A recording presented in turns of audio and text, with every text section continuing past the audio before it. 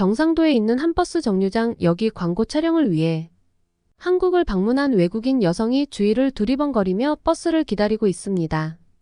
엄청난 폭우가 내리는 가운데 약 5분 뒤 버스가 도착하게 되고 외국인 여성은 다소 화가 난 표정을 지은 채 버스로 올라타는데요. 그런데 바로 그 순간 외국인 여성은 자신의 등 뒤에서 들려오는 소리에 버스 좌석으로 향하던 도중 뒤를 돌아보게 되지만 난생 처음 보는 광경에 그만 들고 있던 우산까지 놓쳐버리며 깜짝 놀라고 맙니다. 하지만 한국인 버스 기사분은 버스까지 멈춰 세운 뒤 손에 무언가를 들고는 외국인 여성에게 건네며 화를 내기 시작하는데요. 과연 외국인 여성은 한국의 버스에서 무슨 일을 겪었던 것일까요? 안녕하세요. 감동의 모든 것입니다. 저희는 해외 커뮤니티 레딧과 감동의 모든 것 공식 이메일로 제보받은 실제 사연을 바탕으로 재구성한 스토리를 전달해 드립니다. 구독과 좋아요, 알림 설정은 영상 제작에 큰 힘이 됩니다. 영상 수익은 독거노인 및 불우이웃에게 전액 기부되니 끝까지 시청 부탁드립니다. 그럼 본격적인 이야기 시작하겠습니다. 안녕하세요. 저는 독일 베를린에 있는 대형 광고 회사에서 감독을 담당하고 있는 메디앙라고 합니다. 불과 3개월 전, 저는 부산에서 열리는 글로벌 광고제에 참여하기 위해 한국으로 장시간의 출장을 다녀왔는데요. 사실 광고업계에서 일하고 있는 저는 종종 다른 회사와의 작업을 하다 보면 꽤 많은 상황들에 있어서 한국으로의 촬영 출장을 다녀와야 하는 경우가 많은데 디렉팅 감독인 제가 직접 한국에 다녀온 것은 이번이 처음이었습니다. 유럽권에 있는 평범한 나라들이 아닌 한국의 자연과 도시에서만 볼 수 있는 동양의 미와 한국의 아름다운 풍경은 다양한 광고들을 촬영하다 보면 무조건 한 번씩은 찾아가게 되는데 그 때문에 저희 광고업계에서 한국이라는 나라는 너무나 중요하면서도 영향력 있는 로케이션 장소인데요. 하지만 사실 저는 한국에 직접 오기 전에는 한국이 그저 자연, 환경과 도시미관을 촬영하기 좋은 장소라는 단순한 생각만 가지고 있었을 뿐 정확히 한국인들이 한국에서 어떠한 삶을 살고 있는지는 전혀 알지 못하던 상태였습니다. 그런데 이번에 처음 한국의 부산이라는 도시에 도착하고 제일 먼저 느낀 건 제가 지금껏 한국을 한 번도 찾아오지 않았고 이제서야 왔다는 후회였는데요. 실제 저희 눈으로 마주한 한국은 한국에 도착하고 약 1시간도 되지 않은 시간 만에 어떻게 이렇게나 아름답고 살기 좋은 편리한 환경을 가진 나라가 있을까라는 생각이 들 정도였습니다. 특히나 그 중에서도 충격적으로 다가왔던 것은 독일에서는 상상도 할 수 없던 대중교통 시스템이었습니다. 독일에서의 경우 다양한 촬영을 요구하는 광고업계에서 일하는 저로서는 사실상 차가 없으면 3km 이상은 다닐 수 없을 정도로 독일의 대중교통 시스템은 사실상 없다고 봐도 무방한 상태인데요. 심한 경우 독일의 수도에서 멀어질수록 도로의 신호등과 교차로도 하나 없는 도시, 인프라 시스템은 독일에서는 굉장히 흔히 볼 수 있는 경우이고 이 때문인지 광고업계에서 직원들을 채용할 때 제일 먼저 보는 부분이 자가용의 유물일 정도입니다. 하지만 부산에 도착하기 전 1차적으로 경험한 한국의 인천국제공항은 단순 공항이라는 장소의 개념을 넘어서서 공항이라는 존재 자체만으로 모든 교통 인프라를 담당해주고 있는 놀라운 광경들이 제 눈에 보이더군요. 독일에서의 공항은 그저 단순히 비행기를 기다리는 역할이 전부인데 한국의 공항에서는 지루한 시간을 넘길 수 있는 오락시설은 물론 심지어 영화까지 볼 수 있는 멀티플렉스 시설까지 공항에 준비되어 있었고 저는 이러한 광경들에 왜 지금의 한국이 많은 광고업계에서 제일 인기가 많은 촬영지 나라가 됐는지 완전한 인정을 할 수밖에 없었습니다. 하지만 저는 1차 광고 로케이션 장소인 부산으로 곧바로 떠나야만 했고 한국의 공항을 조금 더 구경하고 싶었지만 촉박한 시간에 바로 짐을 챙겨 부산으로 향하게 되었죠. 그런데 이상하게도 방금 한국의 공항을 처음 보고 두근거려 그런 것일까요? 저는 부산으로 향하는 길에도 그렇다면 도대체 부산이라는 도시는 어떠한 매력을 가지고 있을까라는 생각에 너무나 설레서 기차에서 제대로 휴식을 취하지도 못했습니다. 특히 이번 부산에서 열리게 되는 글로벌 광고제는 전 세계의 다양한 광고, 대기업들이 모두 모여 부산이라는 도시를 활용해 각자의 아름다운 일본 광고를 제작한 뒤 작품성을 평가하는 자리였기에 한 번도 부산을 경험해보지 못한 저로서는 한국이라는 나라 자체에 엄청나게 빠지게 되는 계기가 되었죠. 그런데 놀랍게도 약 4시간 뒤 도착한 부산은 제가 상상하던 모습, 그 이상을 보여주었습니다. 기차를 타고 부산역에 도착한 저는 부산역 중앙광장에 놓여있는 정체불명의 물체에 설마 하는 마음에 가까이 다가가게 되었는데요. 놀랍게도 부산역 중앙에는 엄청나게 큰 공기청정기와 너무나 비싼 대형 T가 놓여 있었기 때문입니다. 그곳에 있는 수백 명의 사람들이 T를 봐야 하기 때문인지 부산역 중앙에 설치되어 있던 T는 제가 살아오면서 본 T 중 제일 큰 크기를 유지하고 있었는데, 더욱 놀라운 것은 이처럼 엄청나게 비싼 T를 거기 있는 수백 명의 한국인 중 그 누구도 훔쳐가지 않고 있었다는 사실인데요. 솔직하게 말하자면 독일에서는 관광객을 노리는 범죄 집단뿐만 아니라 자국민인 독일인을 전문적으로 노리는 생활형 범죄 집단들이 너무나 많아서 독일 정부에서조차 공공시설의 규모를 계속해서 줄여나가고 있는데, 한국인들은 도대체 어떤 시민의식을 가진 것인지 독일인들과는 다르게 그 큰 중앙광장에 놓인 T를 그저 보기만 할 뿐 아무도 훔쳐가려고 시도조차 하지 않고 있더군요. 만약 독일의 기차역에 이러한 T와 공기청정기가 설치되어 있었다면 정말 1시간도 되지 않아 전부 사라졌을 것인데, 평온하게 유지되고 있는 한국 부산역의 모습에 저는 이때부터 한국이 선진국인 이유가 기술이나 도시, 인프라 이런 것도 있겠지만 이곳에서 살아가는 진짜 선진국민인 한국인들의 마인드가 있기에 가능했다는 생각이 서서히 들기 시작했습니다. 부산역에 도착한 저는 곧바로 저보다 약 1달 정도 일찍 한국에 도착해 있었던 저희 광고 회사의 한국지사 팀원인 로이스를 만날 수 있었습니다. 앞으로 약 2년 정도 한국에서의 광고회사와 계약을 진행해 직원으로 근무하게 되었다던 루거스는 제가 한국의 글로벌 광고제에 참가한다는 소식에 저를 안내하기 위해 부산역으로 저를 데리러 왔던 것이었고, 자신이 한국말도 어느 정도 유창하게 할 수 있다며 광고제가 끝날 때까지 저를 도와주겠다고 하더군요. 아주 오래전부터 한국이 살기 좋은 나라라고 생각해 한국으로의 취업 이민을 계획해왔다던 광고회사 직원 루거스는 자신이 생각했던 것보다 한국이 훨씬 대단한 나라였다면서 저와 함께 길을 걸으며 다양한 경험들을 얘기해 주었습니다. 일단은 밥을 먹자는 루거스의 제안에 저는 당연히 좋다고 했고, 저희는 부산역 근처에 있던 한 김치찌개 집에 들어가게 되었죠. 루거스는 이곳의 김치찌개가 한국인들 사이에서 진정한 지역 맛집이라는 말과 함께 처음 먹어보면 조금 매워서 힘들 수 있으나 아마 굉장히 맛있을 거라며 눈이 반짝이기 시작했습니다. 그런데 주문을 하려던 순간 저는 인생에서 처음 마주하게 된 굉장히 이상하고 충격적인 물체에 당황하게 되었는데요. 곧바로 김치찌개를 주문하겠다던 루거스는 뜬금없이 식탁 위에 설치되어 있는 전자패드를 이용해 음식을 주문하기 시작했고, 이윽고 모든 주문을 끝낸 뒤에는 그곳에 신용카드까지 꽂아 결제마저 진행해버렸기 때문입니다. 독일의 식당에서는 전혀 볼 수 없었던 충격적인 장면에 저는 이게 지금 주문이 끝난 것이냐고 루거스에게 물어보았고, 루거스는 저의 당황한 표정을 보더니 한국에서는 이처럼 모든 행동들이 매우 효율적이고 간편화되어 있는 디지털 국가라면서 카드를 이용해 앉은 자리에서 결제까지 완료했다는 놀라운 이야기들을 이어나가더군요. 물론 전자패드는 광고업계에서 많이 쓰기도 하지만 저는 테이블마다 한 개씩 설치되어 있는 엄청나게 비싼 전자패드가 그 누구도 훔쳐가지 않고 식당이라는 공간에서 온전히 유지되고 있다는 사실과 이처럼 전자패드를 활용해 음식을 주문하는 한국의 도시 인프라 시스템의 신선하고도 충격적인 느낌을 받을 수밖에 없었습니다. 놀랍게도 루거스는 한국에 있는 대부분의 식당에서는 요즘 기술의 발달로 이러한 시스템을 기본적으로 활용하고 있다면서 주문을 하는 사람과 가게 주인 둘 다 편한 방법이라 자신은 이 시스템 하나만으로도 한국을 떠나기 싫을 정도로 한국인들은 너무나 편리한 삶을 살고 있다는 설명을 해주더군요. 손쉽게 주문한 김치찌개는 굉장히 빨리 나왔고, 돼지고기가 함께 들어가 있던 한국의 김치찌개는 제 인생에서 제일 맛있었던 음식 중 하나일 정도로 너무나 맛있었습니다. 그리고 평소 독일에서 먹던 밀가루 음식과 다르게 이상하게도 김치찌개를 먹고 나서는 속이 편안하면서 더부룩하지가 않았는데, 로이스는 이것마저도 한국에서 살아가는 것의 장점 중 하나라면서 한식 자체가 몸에 좋아서 따로 식단 관리를 할 필요가 없다는 충격적인 말을 했습니다. 김치찌개를 먹고 곧바로 1차 광고제 촬영을 위해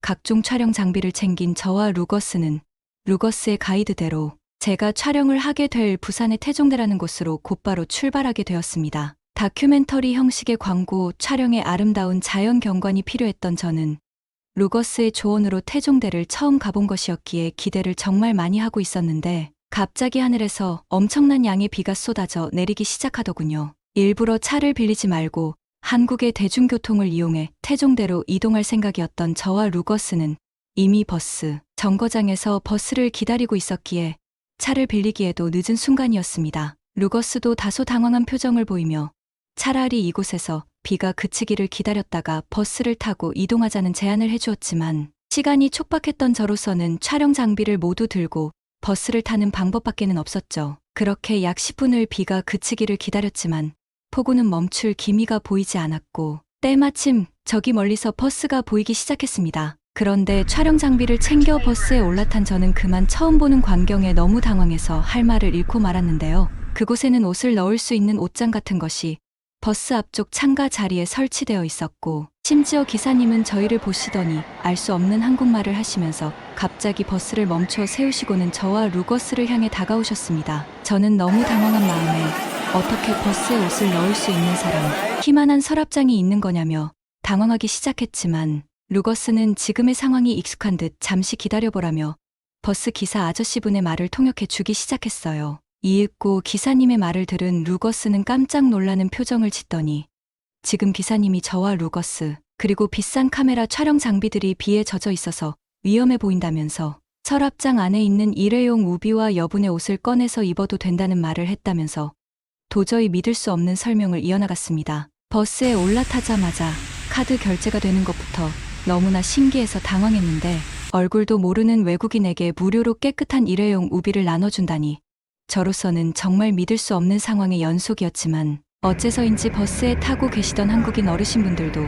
그저 흐뭇한 표정을 지으시면서 저와 루거스에게 다가와 옷장 안에 우비를 입혀주시고는 카메라 장비들이 비를 맞지 않게 여분의 옷으로 감싸주시더군요. 살아생전 처음 느껴보는 따뜻함과 배려에 저는 알 수 없는 눈물이 흘러내렸고 버스 승객들에게 우비를 나눠줄 수 있는 옷장까지 버스에 설치하신 한국 버스 기사님의 배려에 이게 정말 우리가 바라던 선진국 한국의 모습이라는 생각이 절로 들기 시작했습니다. 하지만 안타깝게도 습기에 민감한 촬영 장비들은 이미 카메라 내부에 습기가 차기 시작하는 것이 눈으로 보였고 저는 어떻게든 촬영을 이어나가야 된다는 생각에 카메라 내부의 습기를 제거하기 위해 카메라를 감싸고 있던 옷을 더욱 따뜻하게 하고 습기를 없애기 위해 노력을 했지만 시간이 지날수록 카메라와 촬영 장비들은 점점 망가지기 시작했는데요. 루거스도 저희 좋지 못한 상황을 느꼈는지 카메라에 차고 있는 습기를 제거하려면 헤어드라이어나 난방기구처럼 단시간에 넓은 열을 접촉할 수 있는 난방기구가 필요한데 지금으로서는 어떻게 할 수 있는 방법이 없는 것 같다면서 저보다 더 당황하는 모습을 보였습니다. 그렇게 약 30분의 시간 동안 저와 루거스는 계속해서 버스를 타고 가게 되었고 결국은 어딘지 모를 버스의 마지막 종점까지 도착하게 되었는데요. 그런데 기사님께서는 카메라를 감싸주고 있는 저와 루거스의 모습을 보시더니 이제 종점에 닿았는데 혹시 무슨 문제가 생겼냐면서 또다시 저희에게 뜻밖의 도움을 주시려는 모습을 보이시더군요. 저는 기사님께 너무나 죄송스러웠지만 로이스를 통해 카메라 내부의 습기를 제거할 수 있는 난방기구를 얻을 수 있는지 여쭤보았고 기사님께서는 잠시 생각하시더니 종점의 버스 기사, 휴식실에 드라이기와 각종 난방기구가 꽤 많으니 같이 거기로 가보자면서 알 수 없는 말들을 이어나가셨습니다. 버스 기사님들이 쉴 수 있는 시설물이 대체 무엇인지 상상도 하지 못하던 저는 독일의 버스 시스템과는 너무나 다른 상황에 당황할 수밖에 없었지만 이내 기사님들의 휴식지인 종점 휴식시설로 들어간 순간 비겁하고 말았죠. 그곳에는 저희 집보다 깨끗하고 아늑한 침대와 소파까지 설치된 휴식시설이 펼쳐졌고 기사님은 최근 리모델링을 해서 동료 기사분들이 더욱 편안한 휴식을 할 수 있게 되었다는 말과 함께 저희 고향인 독일에도 이런 시설들이 있는지 물어보시더군요. 단순한 휴식시설이 아닌 커피 머신과 컴퓨터, 심지어 침대와 샤워 시설까지 있는 그곳은 제가 광고를 촬영하던 회사 사옥보다 더욱 좋아 보였고 심지어 저와 루거스가 그토록 찾던 난방기구가 셀 수도 없을 만큼 많이 설치되어 있었습니다. 그런데 기사님께서는 난방기구보다 차라리 이걸 사용하는 것이 어떻겠냐며 무언가를 내미셨는데 그것은 놀랍게도 제가 비싸서 구매조차 하지 못하고 있던 제습기였어요. 독일에서는 구매조차 하기 힘든 매우 비싼 제습기에 저는 어떻게 이런 비싼 가전제품이 이곳에 있냐며 여쭤보았지만 기사님은 한국에서는 그저 평범한 가전 중 하나라며 독일과 한국인들의 삶의 수준 차이가 얼마나 심하게 나는지 제대로 느끼게 해주셨죠. 제습기의 작은 튜브를 연결해 카메라의 습기를 빠르게 제거할 수 있었던 저는 기사님의 도움으로 카메라와 각종 촬영, 장비들을 안전하게 지킬 수 있었습니다. 한국에서 오래 살아오던 루거스 또한 한국에 이런 시설이 있었는지 자신도 처음 알았다면서 한국의 버스 기사님들이 운전을 잘하시는 이유가 있었네요라며 신기한 듯 버스 기사님들의 휴식처를 꼼꼼히 살펴보더군요. 그 후 기사님께 감사의 마음으로 작은 사례금을 전달한 저와 루거스는 곧바로 태종대를 배경으로 다큐멘터리 광고 촬영에 들어갈 수 있었습니다. 촬영을 진행하면서도 느꼈던 것이지만 한국은 너무나 아름다운 자연 경관을 가지고 있어서 촬영을 하면 할수록 한국에서 살고 싶다는 생각이 강하게 들더군요. 그 후 놀랍게도 저는 부산에서 열린 광고제에서 태종대를 배경으로 만들어낸 광고 작품의 작품성을 인정받아 1등을 수상할 수 있었습니다. 모든 광고제가 끝난 후 저와 루거스는 저희를 도와주셨던 한국인 버스 기사님을 찾아가 1등 상금을 모두 전달드렸고 기사님은 너무나 고마워하시면서 자신의 기사 동료분들과 밥값으로 잘 쓰겠다며 너무나 행복해 하시더군요. 그리고 약 3개월의 시간이 지난 지금 저는 독일로 돌아가지 않고 한국에서 인생 최대의 촬영 프로젝트를 진행하고 있습니다. 부산의 버스 기사님들과 태종대를 배경으로 한국 버스 기사의 하루라는 다큐멘터리를 촬영하고 있는 저는 약 2편에 걸쳐 다큐멘터리를 제작하고 있고 이미 1편은 독일과 각종 유럽 지역에서 엄청난 인기를 얻고 있죠. 언제까지 한국에서 광고 촬영을 하며 지낼지는 모르겠으나 저는 지금 전 세계에서 최고 선진국으로 느껴지는 한국에서 일을 하며 지내고 있다는 사실에 그 자체만으로도 감사한 나날을 보내고 있는 것 같습니다. 아니 과수원에서 일하는 알바 주제에 감히 내 딸을 넘봐! 아이고, 내가 딸을 공부만 시켜서 남자 보는 눈이 이렇게 없구나. 이게 다 내 팔자지 뭐 어쩌겠어. 한국의 어느 사과 농장 독일에서 온 중년 여성은 주위를 두리번거리며 놀라는 눈치인데요. 저 멀리서도 눈에 띄는 체격이 큰 한국인 남성을 보며 도저히 믿을 수 없다고 혼잣말을 하고 있습니다. 곧이어 한국인 남성의 곁으로 젊은 외국 여성이 팔짱을 끼며 친밀함을 나타내고 있습니다. 여인의 독일 중년 여성은 단념이라도 하는 한숨을 쉬며 뒤를 돌아나가는데요. 독일에 사는 미셸 씨가 딸을 임신시킨 나쁜 한국 남자를 혼내주러 가겠다며 한국을 왔다가 깜짝 놀라게 된 사연을 전했습니다. 안녕하세요. 독일 캘리포니아에 살고 있는 미셸이라고 합니다. 제게는 애지중지 키운 딸 네티가 있습니다. 네티는 대학원까지 나와서 독일에서 알아주는 기업에 입사해 전 세계적으로 출장을 다니며 엘리트처럼 일하고 있었습니다. 그런 네티는 제겐 정말 자랑스러운 딸입니다. 몇 년 전 네티는 한국으로 1년간 장기 파견 근무를 하게 되었죠. 그런데 9개월 만에 독일로 돌아오는 게 아니겠습니까? 그런데 혼자 온 게 아니었습니다. 바로 한국 남자와 함께였죠. 남자의 이름은 김명석이었습니다. 처음 네티가 한국인 명석이를 데리고 왔을 땐 한국인이 아닌 줄 알았습니다. 아무리 동양인이라지만 텔레비전 보면 동양인도 하얗고 곱게 생긴 남자들도 많던데 명석이는 덩치가 꽤나 크고 우락부락한 데다 얼굴이 시커멓고 촌스럽게 생겼지 뭡니까? 무엇보다 하는 일이 마음에 들지 않았습니다. 과수원에서 일을 한다고 하더라고요. 저는 한국인 남자를 데리고 온 것도 충격인데 제 딸 아이 정도면 뭐가 아쉬워서 농사꾼을 만나는가 싶어 더 속이 상했습니다. 하지만 그것이 끝이 아니었습니다. 네티가 어렵게 말을 꺼내는데 뱃속에 아이가 있다고 하는 거였습니다. 그것도 13주가 되었다고 말입니다. 임신 초기에는 비행기를 타기 어려워서 지금에서야 인사를 하러 왔다고 하더군요. 저는 폭탄을 맞은 기분이었습니다. 소도둑같이 생긴 한국 남자에게 딸을 뺏겨버렸습니다. 그것도 잠시 제 딸도 힘든 과수원 일을 하게 될까봐 걱정이 되었답니다. 한국이 잘 산다고 들었는데 그 많은 화이트 칼라 놔두고 농사꾼을 만나냐 말입니다. 속 타는 마음을 숨긴 채 명석이를 어떻게 만났는지 물어보았습니다. 네티는 한국에 있는 파견 기간 동안 직장 동료와 중간중간 자주 여행을 했던 모양입니다. 도시를 조금 벗어난 어느 한적한 카페에 들렀는데 거기서 파는 사과 주스가 너무 맛있어 종종 들렀고 명석이를 만났다고 합니다. 처음에 딸은 명석이가 카페에서 일하는 직원으로 알았는데 나중에는 명석이는 카페 뒤에 있는 사과 농장에서 일을 하는 것을 알게 되었다네요. 네티가 그곳을 갈 때마다 명석이는 매장에 있는 사과가 아니고 농장에 바로 가서 가장 싱싱한 사과를 따서 첨가물을 아무것도 넣지 않은 채 집을 내서 줬다고 합니다. 그런 명석이를 보고 네티는 너무 다정하고 따뜻한 마음에 푹 빠졌다고 하더라고요. 고작 그런 거에 넘어가다니 제 딸이지만 너무 쉬운 여자라는 생각이 들더군요. 제 딸 성격이 거기 사장인지 직원인지 돈은 얼마 버는지 이런 건 안 물어봤을 게 뻔했습니다. 그냥 타국에 있다 보니 외로웠을 테고 조금 친절하게 대해준 한국 남자에게 호감을 느꼈을 게 뻔합니다. 하지만 우리 부부는 이 결혼을 반대할 수는 없지 않습니까? 어찌됐든 우리 네티 뱃속에 소중한 생명이 있고 그 생명을 가지는 일은 무척이나 어려운 일이고 행운이라는 것을 아니까요. 그리고 둘이 좋다고 와서 결혼한다는데 말린다고 반대한다고 바뀔 일이 없었으니까요.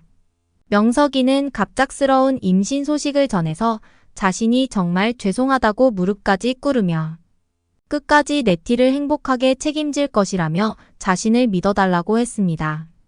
저는 명석이에게 그토록 먼 한국 땅까지 가서 살게 된다면 내 딸은 고생하지 않았으면 한다고 했죠. 그리고 남편은 단도직입적으로 물어봤습니다. 결혼을 하고 나서도 제 딸을 경제적으로 힘들지 않게 해줄 수 있냐고요. 명석이는 너무나도 자신감 있게 대답을 했습니다. 자신은 농사를 짓지만 현재 웬만한 대기업 간부 정도의 연소득을 올리고 있다고 하더라고요. 저는 기가 차서 말이 안 나왔습니다. 남자가 허풍이 좀 있어야 한다고 하지만 저건 뻥이 좀 심하지 않습니까? 아무리 요즘 일당이 예전보다는 늘어났다고는 하지만 어떻게 대기업의 연봉 수준과 자기를 비교할 수 있는지 어이가 없었죠. 저는 제 앞에서 무리하지 않아도 좋으니 솔직하게만 대답해 주길 바랐습니다. 하지만 명석이의 태도는 같았어요. 자신감이 있었고 그의 눈은 정직해 보이긴 했습니다. 믿어야 하나 어째야 하나 싶었죠. 며칠 뒤 저는 친지와 이웃들을 초대해 네티의 결혼식을 치렀습니다. 그렇게 작고 어여뻤던 아이가 벌써 커서 누군가의 아내가 되고 아이의 엄마가 된다니 쉽게 상상이 되지 않았지만 그래도 잘 커줘서 대견하고 한편으론 아쉽기도 했습니다.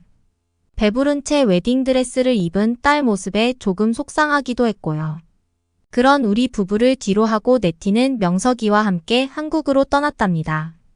딸을 보내고 쓸쓸한 마음이지만 곧 한국으로 가서 딸내외가 사는 모습을 봐야겠다 생각하며 위안을 삼았습니다.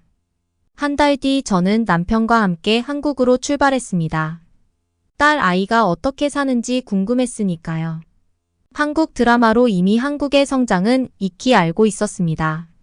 물론 스마트폰이나 인터넷을 사용하기 꺼려하는 사람들은 아직도 한국이 전쟁 피해에서 복구가 되지 않은 나라라고 생각하는 경우도 덜어 있죠. 저는 유명하다는 한국 드라마는 다 봤기 때문에 한국이 살만한 곳이라는 정도는 알고 있었고 다만 내 딸이 그 살만한 곳 중에 살만하지 않은 곳에 살까봐 걱정이 되었습니다. 이미 한국에 대해서 알고 갔음에도 불구하고 인천공항에 도착한 이후 딸의 집으로 가는 도로를 보며 무척 놀랐습니다. 이토록 고층 빌딩이 많을 줄은 상상도 못했으니까요. 저와 남편은 사위가 신혼집이라고 마련한 아파트에 도착했고 아파트 정문에 들어서고 나서 저희는 다시 한번 놀라게 되었습니다. 아파트를 둘러싸고 있는 상가에는 없는 게 없어 보였습니다. 살면서 필요하다고 생각했던 모든 편의시설이 아파트 주위를 둘러싸고 있었어요. 한국에서 살면 너무나도 편하겠다는 생각이 들었어요. 더군다나 저희 같은 노년층은 어디 한번 가려고 해도 운전을 해서 가기도 힘들고 대중교통을 타고 가기에는 더욱 부담이 되는 게 현실이거든요. 병원, 약국, 마트, 분식집, 다양한 학원, 빵집, 세탁소 뭐 없는 게 없었습니다. 무인 매장까지 합하면 동네 안에서 차 없이 다 해결이 되겠더라고요. 제가 생각했던 것보다 한국인 사위 명석이는 꽤 좋은 아파트에서 살고 있었습니다. 속으로 조금 놀라긴 했어요. 하루 벌어서 하루를 먹고 살 거라고 생각을 했는데 딸 내외가 살고 있는 아파트는 그들의 소득에 비해 너무나도 비싸 보였죠. 딸이 독일에서보다 훨씬 더 좋은 환경에서 살 수 있는 걸 보니 안심이 되었습니다. 저는 한국에 도착하고 다음날 사위가 일을 하고 있다는 농장으로 가기로 했습니다. 원래 농장 근처에 주택이 있다고 했습니다. 그런데 딸 아이의 출근이 힘들까 봐 서울 부근에 아파트를 구했다고 했죠. 명석이가 농장까지 가는 시간이 좀 걸리긴 해도 아이를 낳고 키우기엔 도시에 있는 아파트만 한 게 없다고 하더군요. 형준이가 일하는 농장 입구에는 네티가 자주 들렀다는 생과일 주스집이 있더군요. 젊은 직원들이 일하고 있었고 그들은 명석이에게 사장님이라며 깍듯하게 인사를 하더라고요. 뒤로 돌아 농장으로 안내를 받았습니다. 농장 규모를 본 저는 입이 떡 벌어졌습니다. 정말이지 엄청나게 크더군요.